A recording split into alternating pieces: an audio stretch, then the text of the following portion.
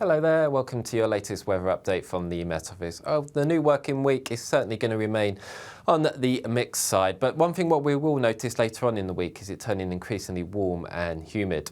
So out there at the moment we do have areas of low pressure trying to move in across the UK. Towards the middle part of the week we'll see this area of high pressure initially build across the country, but that will move away towards the continent. That will allow us to start to drag in some very warm and humid air from the near continent, and that will potentially give us the risk of some thunderstorms later on in the week. Back to the here and now as we end this weekend.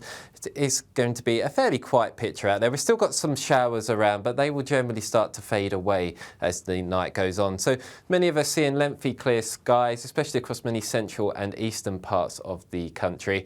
So turning quite fresh for the time of year. Could see towns and cities falling just towards low double figures, but I think certainly in the countryside we'll probably fall down to about 5 to 6 degrees. So also chilly enough for a touch of mist and fog in places, but that will quickly burn away as we start Monday morning. And for many eastern and central parts, plenty of sunshine as we start the day, but out towards the west, more in the way of cloud moving in, especially for Scotland and Northern Ireland, with the cloud and rain here quite persistent throughout the course of the day. That rain also arriving into the afternoon across parts of northern England, maybe the far north of Wales too. So really it's going to be the far south what hangs on to the dry and bright weather during the course of the day. And it's quite reflected in the temperatures across the north, quite cool under the cloud and rain. Temperatures at best around 14 to 16 degrees, but we could be up to about 20 or 21 degrees in the sunshine across the south. So feeling quite pleasant, I think, out and about.